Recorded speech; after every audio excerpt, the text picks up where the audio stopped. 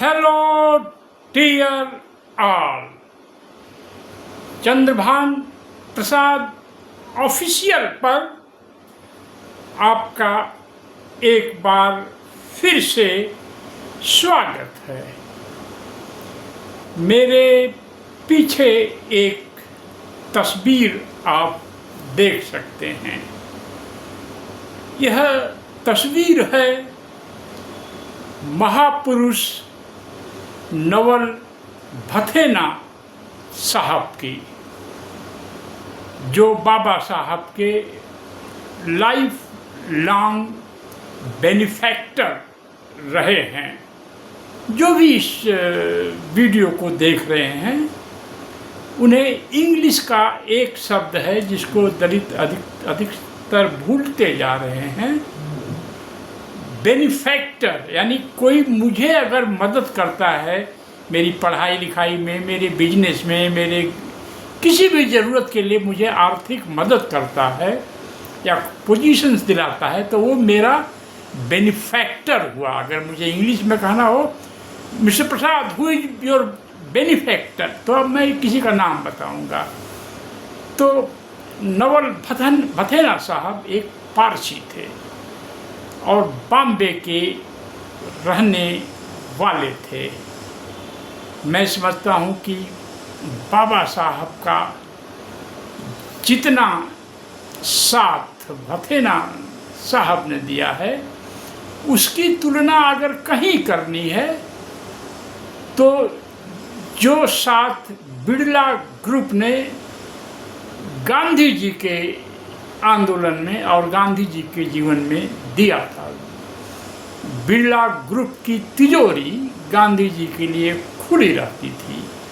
जितने भी महान आंदोलन हुए हैं इसमें फंड्स की भी ज़रूरत पड़ती है और बड़े महापुरुषों के जीवन में भी कोई न कोई फंड वाला व्यक्ति साथ खड़ा होता है। जैसे कि कार्ल मार्क्स के जीवन में उनके पूंजीपति दोस्त फ्रेडरिक एंगल्स आजीवन कार्ल मार्क्स की मदद करते रहे। मैं जो कुछ भी इस वीडियो में इन्फॉर्मेशन आपको दे रहा हूँ वह अधूरी होगी। मेरा रिसर्च जारी है। जितनी इन्फॉर्मेशन मुझे मिली हैं जो भी भथेना साहब के बारे में, तो बॉम्बे में रहने वाले एक अम्बेडकरवादी सुनील खोब्रागड़े साहब से मिली है जो एक पब्लिशर हैं और पत्रकार भी हैं। बाबा साहब के बारे में, महाराष्ट्र के दलित आंदोलनों के बारे में उनका नॉलेज इंसाइक्लोपीडिक है। यानी जिस तरह से इंसाइक्लोपीडिया में कुछ भी आप ढूंढते हैं तो वह मिल जाता है, उसी तरह से सुनील खोब्रागड़े साहब महाराष्ट्र के एक ऐसे दलित हैं जिनका नॉलेज बाबा साहब के आंदोलन के बारे में, बाबा साहब के बारे में इंसाइक्लोपीडिक है। तो पहली बात तो भथेना साहब के जन्म के बारे में मैंने बहुत सारे लोगों से बात किया है। कोई यह नहीं बता पा रहा है कि भथेना साहब का जन्म एग्जैक्टली कब हुआ था। कुछ लोग बोलते हैं 75, कुछ लोग बोलते हैं 80, कुछ लोग बोलते हैं 83। भथेना साहब के डेथ के बारे में भी बहुत क्लियर जानकारी नहीं है। कहीं कहीं वेबसाइट पर आ रहा है इंटरनेट पर कि he died in early 70s। तो जब हम किसी समय के बारे में बोलते हैं कि 60s मान लीजिए या 50s, तो 50s का मतलब कि 1950 और 1960 के बीच का समय। तो 70s he died in early 70s, तो मतलब कि अर्ली 70s का मतलब हो गया 1970 और 75 के बीच पर। ये सुनील खोब्रागड़े साहब ने बताया है कि उनकी डेथ 1970 में हुई थी। बाबा साहब के मित्र भथेना साहब की मुलाकात बाबा साहब के साथ कोलंबिया विश्वविद्यालय में हुई थी। भथेना साहब एक रिच पारसी बिजनेसमैन फैमिली से बिलोंग करते थे और यूनिवर्सिटी ऑफ कोलंबिया में इंडस्ट्रियल केमिस्ट्री पढ़ने गए थे। वहाँ पर 2 जगह बाबा साहब को बदलना पड़ा अपना रहने का स्थान।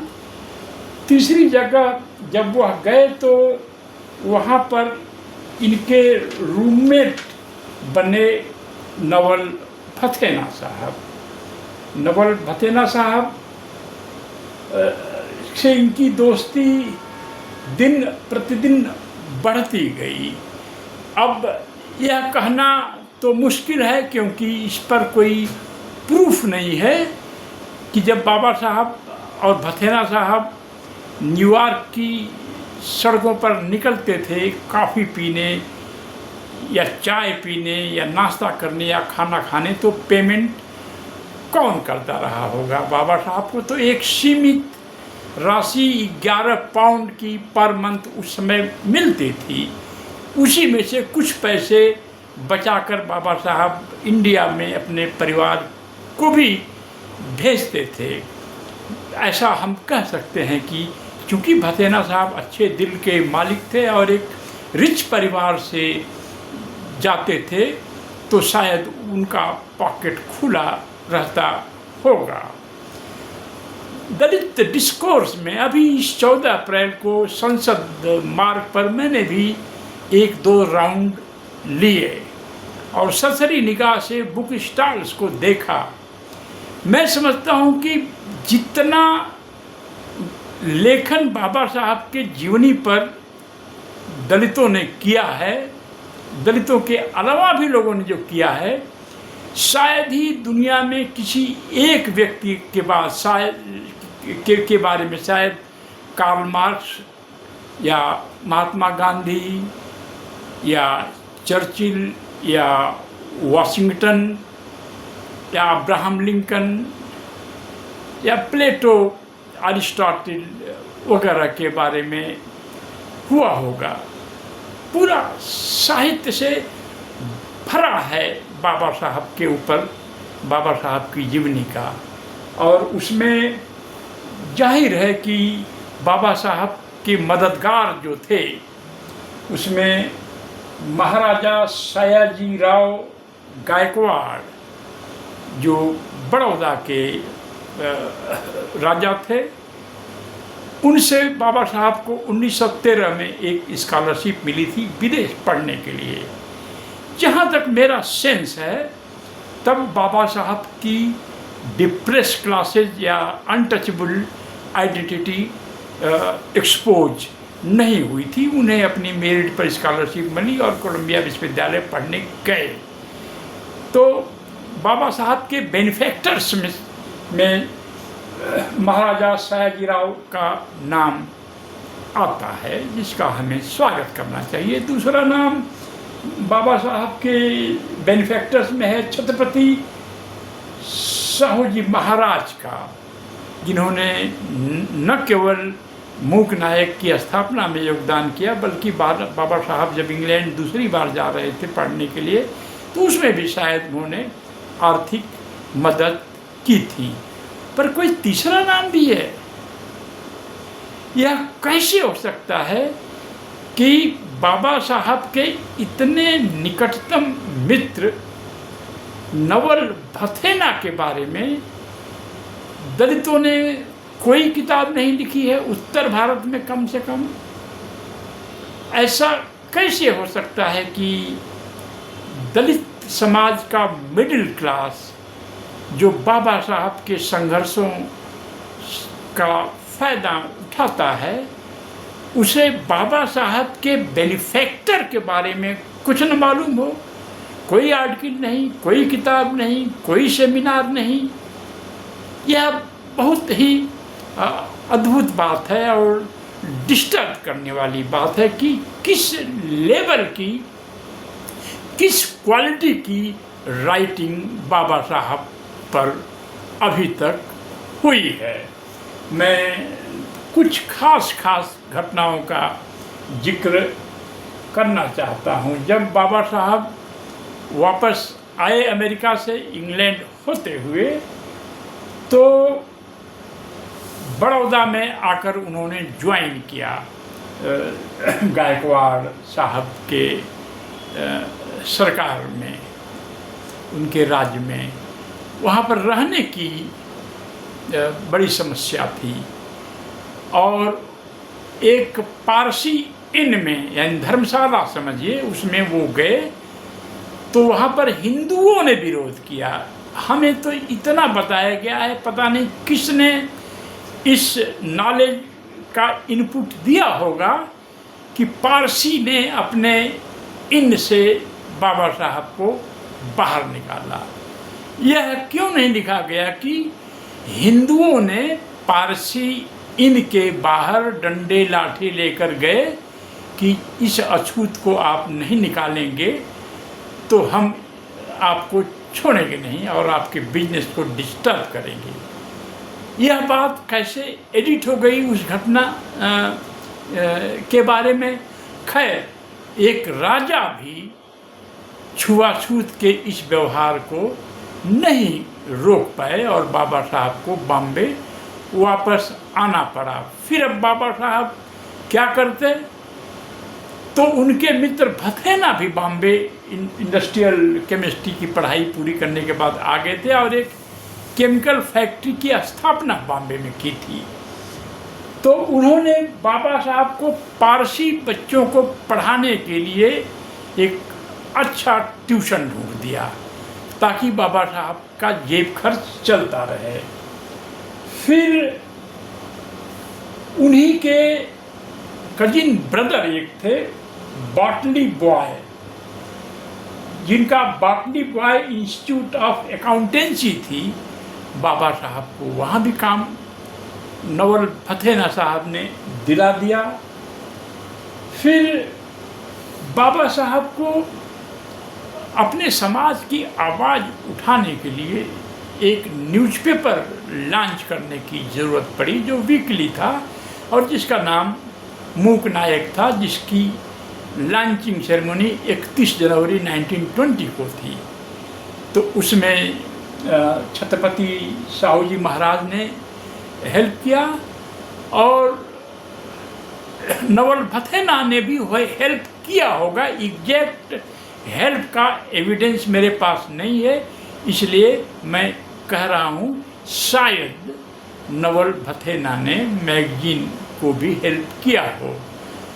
पर इस बात का तो रिकॉर्ड है कि नवल फतेना साहब गोदरेज ग्रुप के परिवार के पास ले गए बाबा साहब अम्बेडकर को, और बाबा साहब अम्बेडकर की बड़ी तारीफ की और बताया कि इस व्यक्ति में अद्भुत क्षमता है और ये अपने समाज की बात को कहने के लिए एक न्यूज़पेपर निकालना चाहता है। तो मेरे पास एविडेंस है। लगातार 6 अंक तक गोदरेज ग्रुप का जो तिजोरी डिवीज़न है उससे बाबा साहब को विज्ञापन 1/4 पेज मिलते रहे, और वह तभी बंद हुआ जब बाबा साहब दोबारा इंग्लैंड लॉ पढ़ने के लिए जाने लगे। जब बाबा साहब इंग्लैंड लॉ पढ़ने के लिए जुलाई 1920 में जा रहे थे तो उनको पैसे की ज़रूरत पड़ी। उस समय 5,000 रुपये कम पड़ रहे थे, तो नवल फतेना साहब ने 5,000 रुपये उधार दिया। 1920 में 5,000 का वैल्यू क्या होगा, आप गूगल कर लीजिए कि गोल्ड का वैल्यू 1920 में क्या था।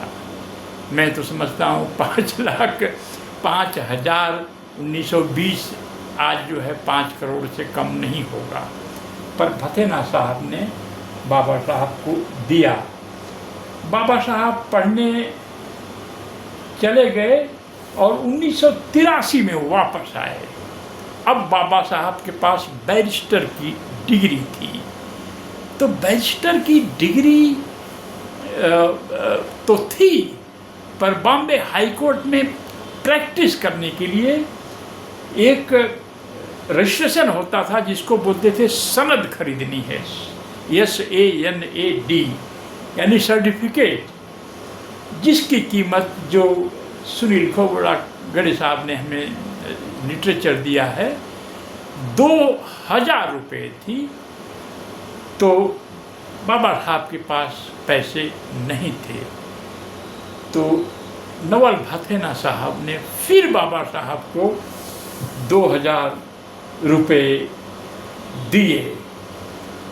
बाबा साहब जब लंदन चले गए थे तो उनका परिवार तो दिल्ली बॉम्बे में ही था, तो उन्होंने बार बार नवल भथेना के हेल्प को देखते हुए एक चिट्ठी लिखा था। उसका मैं मूल इंग्लिश पढ़ दे रहा हूँ ताकि एक आइडिया लगे कि बाबा साहब क्या कह रहे थे। ओरिजिनल जो आइडिया है उसमें बाबा साहब ने लिखा नवल भथेना को एड्रेस करते हुए, believe me, I extremely regret to see you bothered on my account. I fully realize that the worries which I have thrown on you are more than even the thickest friend can bear. I only hope that my constant asking for something or the other does not break your back and alienate you from me, the only and dear friend of mine. यानी बाबा साहब अपनी कृतज्ञता व्यक्त करते हुए नवल भथेना को London से लिखते हैं कि डियर नवल भथेना साहब, आप मुझे इतनी बार तरह तरह से हेल्प करते हैं कि जो थिकेस्ट ऑफ द फ्रेंड, जो सबसे मजबूत आपका कोई किसी का कोई मित्र हो, शायद उसके भी पीठ टूट जाए या वो भी शायद रूठ जाए। उन्होंने फिर कहा कि मुझे ऐसा लगता है कभी कभी कि मेरे बार बार आपसे मदद मांगने की वजह से आपकी फ्रेंडशिप मुझसे टूट न जाए। मुझे भी कुछ लोग हेल्प करते हैं, और अगर वो वीडियो देख रहे हैं तो मुझे भी कई बार लोगों से कुछ मदद लेनी पड़ती है। जैसे कि मैं अभी उत्तर प्रदेश की यात्रा पर निकलने वाला हूँ। एक तो पर्सनल रीजन है, दूसरा कुछ वीडियो भी बनाऊँगा, कुछ रिसर्च भी करूँगा। तो बाबा साहब अब धीरे धीरे, जब यह नवल भथेना बाबा साहब की मदद कर रहे थे तो उस समय उनका नाम B.R. अम्बेडकर था। उस समय PhD भी नहीं मिली थी, PhD इसके बाद मिली। किसी को नहीं पता कि डॉक्टर अम्बेडकर एक विश्वव्यापी पर्सनालिटी बन जाएंगे। किसी को नहीं मालूम था कि वो लॉर्ड वाइसराय, इंडिया के वाइसराय लिनलिथ गो उनको अपनी कैबिनेट में शामिल करेंगे। किसी को इस बात का अंदाज़ा नहीं था कि बाबा साहब भारत के संविधान लिखने वाले बनेंगे और नेहरू की कैबिनेट भी ज्वाइन करेंगे। इतने महान विख्यात विद्वान के रूप में उभरेंगे, इसका अंदाज़ा किसी को नहीं था। उन हालातों में नवल भथेना साहब बाबा साहब की आर्थिक रूप से और अन्य तरीक़ों से मदद करते रहे। इस बाबा साहब आगे बढ़ते गए और पूना पैक्ट का अवसर आया। बहुत सारे कांग्रेस के लोग नवल भथेना साहब की फ्रेंडशिप बाबा साहब अम्बेडकर से वाकिफ़ थे। उन्होंने नवल भथेना पर यह दबाव डालने की कोशिश किया कि आप बाबा साहब अम्बेडकर को समझाइए, मनाइए कि वो गांधी जी का फास्ट तोड़वाएं और पुणे जो राउंड टेबल कॉन्फ्रेंस में जो समझौता हुआ है उससे हट जाएं। नवल भथेना ने कहा कि मैं ऐसा नहीं कर सकता, क्योंकि मैं यह जानता हूँ कि अपने काज के प्रति डॉक्टर अम्बेडकर कितने कमिटेड हैं, कितना बड़ा कन्विक्शन है। मैं अपनी दोस्ती का लाभ उठाकर उनको मैं पीछे हटने के लिए नहीं कर सकता। उस समय नवल भथेना साहब का कांग्रेस के प्रति बड़ा इंटरेस्ट था, कांग्रेस की के आंदोलनों में वो भाग लेते रहे। इसके बाद उन्होंने कांग्रेस में जो एक्टिविटी थी उसको बंद कर दिया, क्योंकि वो कांग्रेस से किसी काम नहीं आए। बाबा साहब जब दिल्ली आ गए और लॉर्ड लिनलिथ गो की कैबिनेट में आ गए तो इनका संपर्क बना रहा। और आखिरी घटना जो मैं बताना चाहूँगा बहुत ही मेरे जैसे व्यक्ति को व्यथित कर देने वाली है। अक्टूबर 1956 में बाबा साहब की मुलाकात उनके दादर ईस्ट बंगले पर 3 घंटे तक हुई, और 3 घंटे में उस बीच वहाँ कोई नहीं बैठा था। माता सविता अम्बेडकर भी उधर नहीं बैठी थी। ये पर्सनल मीटिंग चलती रही। क्या क्या बातें हुई होंगी, कहीं शायद नवल भथेना ने इसका जिक्र किया है। बाबा साहब ने नवल भथेना से कहा कि मेरे बेटे यशवंत और भतीजे मुकुंद को आप एक अच्छी बिजनेस आइडिया दीजिए।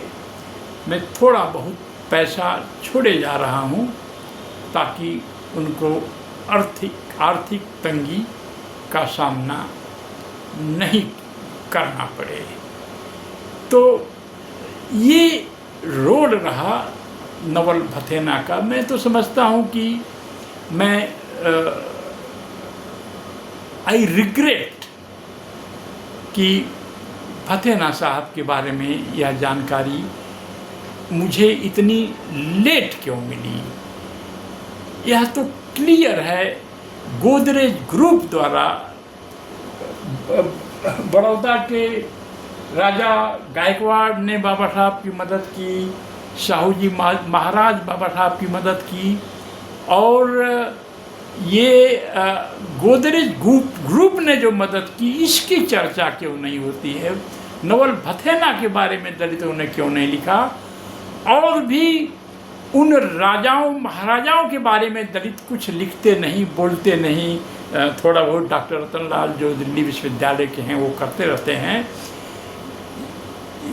जो राजा महाराजा थे, बाबा साहब के अम्बेडकर में लंदन में फॉरेन करेंसी में बाबा साहब को मदद की, उसके बारे में हम लोग चर्चा नहीं करते।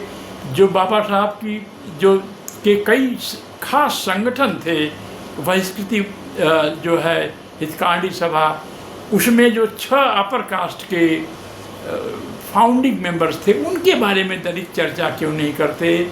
जो पीपुल्स एजुकेशन सोसाइटी में जो अपर कास्ट के लोग 10 में से 4 थे मेंबर बने, उनकी चर्चा क्यों नहीं करते। ये सब सवाल उठने चाहिए।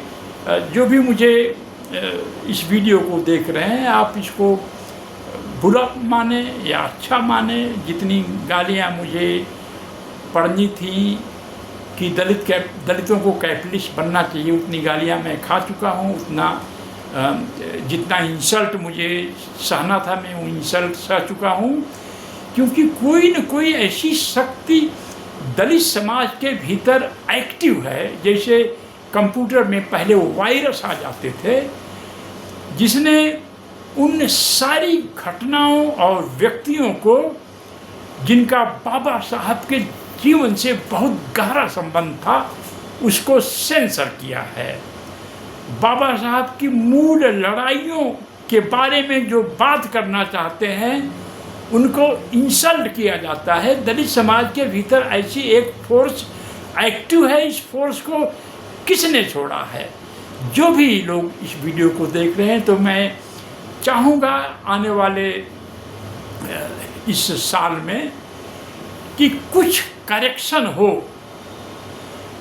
एक चीज़ आप ध्यान में रख लीजिए कि बाबा साहब पर जितनी राइटिंग हुई है 1-2 को छोड़ करके, वह क्वालिटी रिसर्च के आधार पर वो राइटिंग नहीं हुई है। ये कहानी सब कोई कहता है कि बाबा साहब को कमरे के बाहर बिठाया जाता था पढ़ाई के दौरान, या कक्षा में पीछे बिठाया जाता था। बाबा साहब को बैलगाड़ी से उतार दिया गया, आदि आदि ये सारी कहानियाँ बताई जाती। कोलंबिया विश्वविद्यालय में बाबा साहब 200 डिग्री लेके आए, वहाँ आए, ये सब बातें होती रहती हैं। लेकिन प्रॉपर रिसर्च बेस्ड नॉलेज और बाबा साहब को जो हेल्प करने वाले लोग थे, उस पर दलितों के भीतर ही कोई ऐसी शक्ति ऑपरेट कर रही है जिसने उस पर उसको सेंसर कर रखा है, एक वायरस की तरह से ऑपरेट कर रही है। मैं कुछ घटनाओं को अपने इस सीरीज के माध्यम से रखना चाहूँगा ताकि अपने नॉलेज को आप करेक्ट कर सकें। मैं जब यह बातें कह रहा हूँ तो मैं इस बात से अवगत हूँ कि इससे आपकी भावना आहत हो सकती है, पर मेरी भावना आहत नहीं हुई जब मुझे ये बताया गया कि बाबा साहब डॉक्टर भीमराव अंबेडकर के जीवन में नवल भथेना, जो एक पारसी समाज से आते थे, बहुत भारी योगदान था। शायद बाबा साहब कहीं बीच में टूट न जाते अगर भथेना साहब जैसे लोग नहीं होते तो ये जो है एक मेरा प्रयास है। मैं इस प्रयास में मिस्टेक्स कर सकता हूँ और मुझे पॉइंट आउट कर सकते हैं। मैं एक छोटा मोटा स्कॉलर हूँ, अपनी मिस्टेक्स को मानने में मुझे कोई दिक्कत नहीं है, कोई गुरेज नहीं है। आप इस तरह की और भी वीडियोज़ हम लाएंगे आपके सामने जो बाबा साहब, क्योंकि ये अप्रैल का महीना है, अगर इसमें हम ईमानदारी के साथ बाबा साहब के बारे में डिस्कस नहीं करेंगे तो जो 14 अप्रैल को सड़क पर चादर बिछाकर किताबें बिकती हैं उसमें ये सब गायब है। मैं नहीं समझता कि नवल भथेना का फोटो अपने समाज के बहुत सारे कुछ लोग लगाए होंगे ज़रूर, जैसे मैं लगाया हूँ आज, तो ज़रूर लगा होगा, पर कुछ चीज़ें जो हमें नहीं बताई गई, हमारे सीनियर्स ने हमें नहीं बताया, उन्होंने खुद पढ़ाई लिखाई नहीं की, रिसर्च नहीं किया, और जो सुनाई बातें थी वही हमको परोसते गए।